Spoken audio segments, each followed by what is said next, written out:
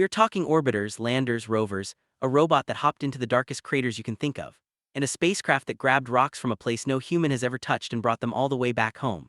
And that is just the beginning. Now here's the part that blows people's minds. China is not doing this because it wants to win a race. It is doing this because the moon is holding something that could change the way we explore the entire solar system forever. Something frozen, something ancient, something that has been sitting in the dark for billions of years just waiting to be found. If you are into stories like this, hit a quick like and subscribe so you don't miss the next one. By the end of this video, you are going to understand exactly why China keeps going back, what they are actually looking for, and why whoever figures this out first might hold the keys to the future of space itself. Let us get into it. One step at a time, but never standing still. Most countries that want to go to the moon just try to land on it right away. China did something different. Back in the early 2000s, they sat down and mapped out a plan that would take decades to complete. Not because they were slow, but because they were smart. Every single mission was designed to teach them something they would need for the next one. Nothing was wasted, nothing was rushed. The plan had 4 steps. First, fly around the moon and look at it closely. Second, actually land on it. Third, bring pieces of it back to Earth. And fourth, build something up there that stays. Each step had to work perfectly before they moved on to the next one. Think of it like building a skyscraper. You do not put the glass windows in before the steel frame is standing. And you definitely do not put the roof on before you have laid the foundation. The first mission launched in 2007. It was called Chang'e 1, named after a Chinese moon goddess from ancient stories. This spacecraft circled the moon for over a year and created some of the most detailed maps of the lunar surface ever made at the time. No dramatic landing, no human drama, just clean, precise data that scientists could actually use. The kind of data that engineers could stare at for years and slowly turn into a plan. 3 years later, Chang'e 2 made those maps even sharper. Scientists could now zoom in on craters, ridges, and mountain ranges, and figure out exactly where it would be safe to land a spacecraft without it tipping over or sinking into loose soil. These missions did not make front-page news the way a rocket launch with astronauts would, but behind the scenes they were doing something just as important. They were building a blueprint that would guide every single mission that came after, and what came after changed what we thought we knew about the moon entirely. The discovery that rewrote the textbooks. In 2013, China made its first real move. Chang'e 3 became the first spacecraft to land on the moon since the 1970s. Think about that. Nearly 4 decades had passed without a single soft landing on the lunar surface, and then quietly and precisely China did it. On board the lander was a small robot rover called U-2, which means Jade Rabbit in Chinese. It rolled off the lander onto the gray, dusty surface and got straight to work. Within days, U-2 found something unexpected. The rocks, they were different. For decades, everything scientists knew about moon rocks came from the Apollo missions. 12 astronauts had walked on the moon and brought back samples, and researchers had been studying those same samples ever since. They had built an entire picture of what the moon was made of based on those rocks. Textbooks were written, models were built. A whole scientific story was told, and that story, it turned out, was incomplete. YouTube's instruments analyzed the soil and nearby rocks and found a type of volcanic rock that did not match anything in the Apollo collection. The chemical fingerprint was different. The minerals were arranged differently. It was like finding a completely new recipe in a cookbook you thought you had already read cover to cover. Not just a different version of the same dish, an entirely different kind of food. What this told scientists was enormous. The moon is not one simple uniform rock floating in space. It is geologically complex with regions that formed through completely different processes in completely different eras. It had volcanic activity in areas that no mission had ever visited. And the regions Apollo landed in, those were just a small cluster of dots on a massive map that stretched millions of square miles in every direction. The moon we thought we knew was just a tiny piece of the real story, and the rest of the story had never been examined up close at all. So if the areas we had already explored were already surprising us, what else could possibly be hiding in the places we had never even looked? That question did not stay unanswered for long. Landing where no one dared to go. The moon always shows the same face to Earth. That is not a coincidence. The moon spins at just the right speed so that one side faces us constantly and the other side, the far side, is always pointing away into deep space.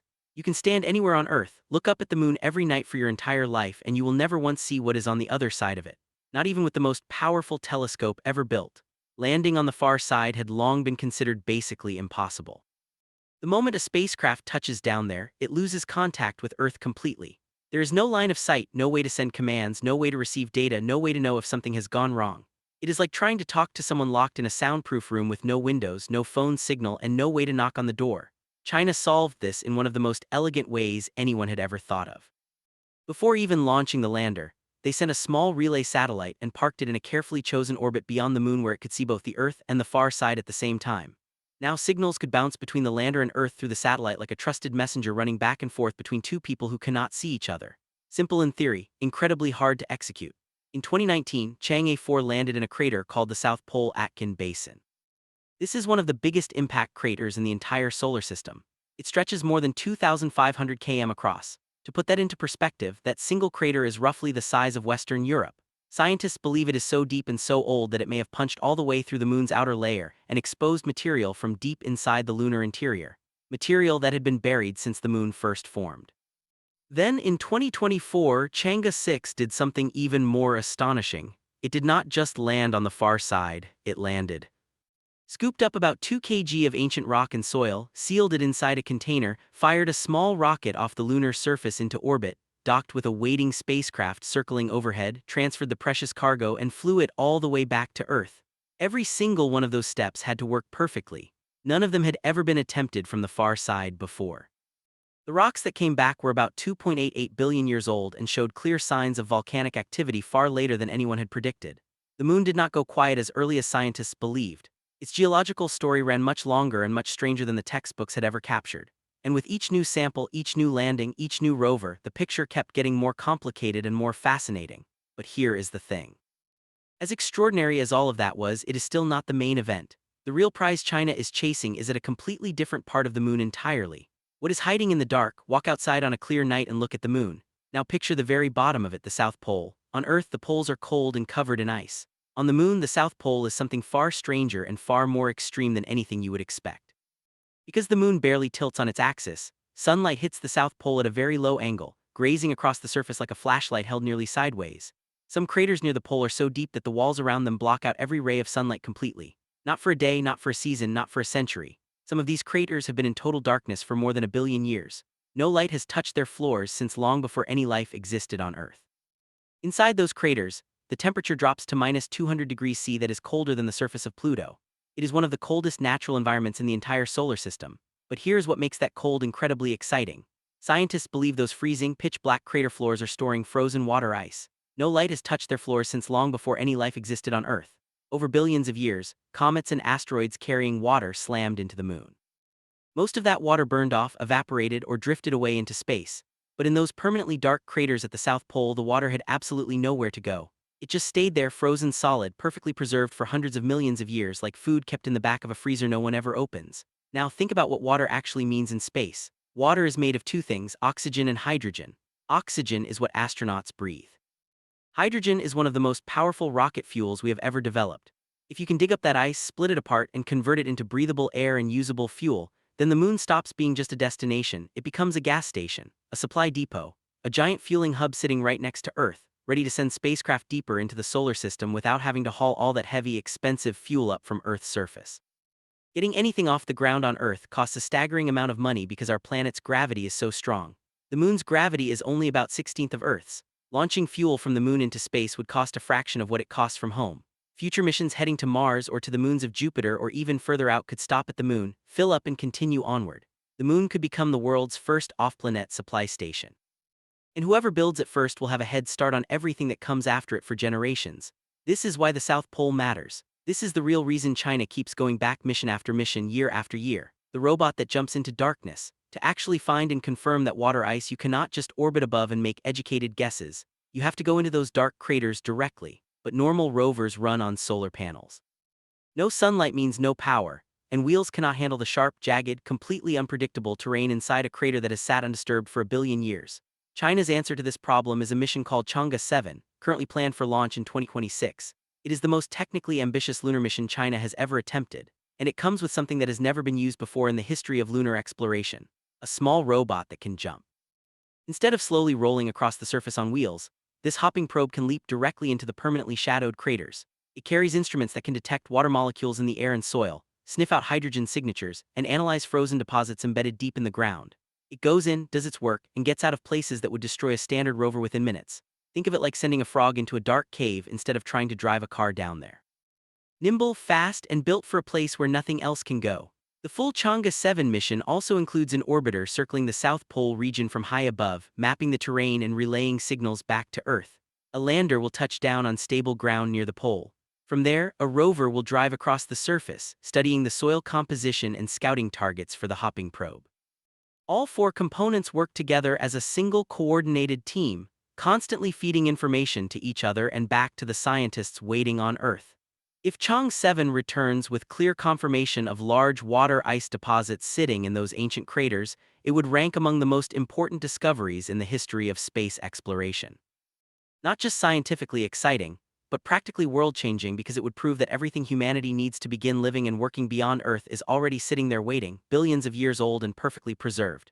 And confirming the water is only step one of what comes next. Building a home that was never shipped from Earth. Finding a resource and actually using it are two completely different things. You cannot just scoop up ice and call it a base. You need technology that can survive with no oxygen, extreme temperature swings between day and night, constant bombardment by radiation, and fine dust that gets into every gap and seam in every machine ever built. You need systems that can operate for months or years without a human hand adjusting them. You need essentially to learn how to build on the moon using only the moon itself. That is the central job of Chang'e 8, currently planned for around 2029. This mission is focused entirely on testing something engineers call in situ resource use, which simply means using what is already there instead of shipping everything from home across 238,000 m of empty space. One set of experiments will try to heat and compress lunar soil into solid building blocks. Think of it like baking bricks, but instead of clay dug from a riverbank, you are using the same dusty gray surface material that covers every inch of the moon. Those bricks could eventually be used to build flat, sturdy landing pads that reduce the dangerous clouds of dust thrown up every time a rocket touches down. They could form protective walls around habitats, shielding astronauts inside from radiation. They could pave roads for rovers so machines do not have to fight through loose soil on every single trip. Other experiments will explore pulling oxygen directly out of lunar minerals. The moon's soil is full of oxygen, but it is chemically locked inside rocks rather than floating freely in the air. The right process can break those chemical bonds and release it. Some designs being considered involve robotic 3D printers that use lunar soil as raw material to slowly build structures from the ground up layer by layer. The same way a 3D printer at home builds a plastic model, but on a much larger, much more serious scale. Autonomous robots could print walls, floors, and curved protective domes long before any human crew ever arrives to move in. If these technologies work in the real environment of the moon and not just in a lab on Earth, then everything changes. You would no longer need to launch construction materials from the surface of Earth. The moon would help build itself. And once the building blocks are in place, the plan that all of this has been leading toward finally becomes possible. The base that could define the next century. Everything described so far, the careful orbiters, the rover discoveries, the farside landings, the water hunt, the construction experiments, it all feeds into one final objective: a permanent research station at the lunar South Pole. China calls it the International Lunar Research Station, or ILRS for short, and it is one of the most ambitious space infrastructure projects ever seriously proposed by any nation.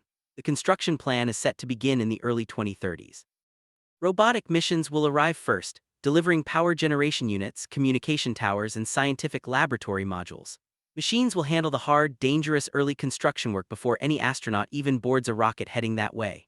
Over several years, the station will grow larger and more capable module by module until it can support human crews staying for weeks or months at a time.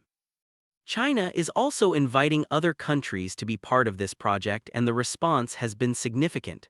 Dozens of nations have already expressed interest in contributing experiments, technology, or personnel to the ILRS. That means this would not just be one country's outpost. It would be a shared human facility on another world, with China providing the foundation and others building alongside, because it would prove that everything humanity needs to begin living and working beyond Earth is already sitting there waiting, billions of years old and perfectly preserved.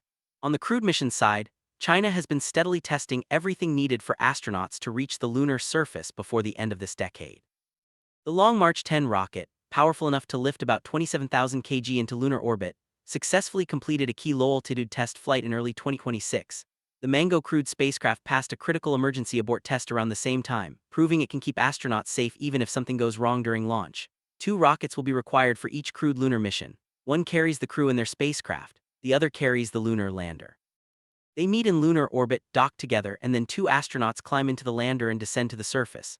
The first astronaut visits will likely last only a few days, but those first short stays are not the destination.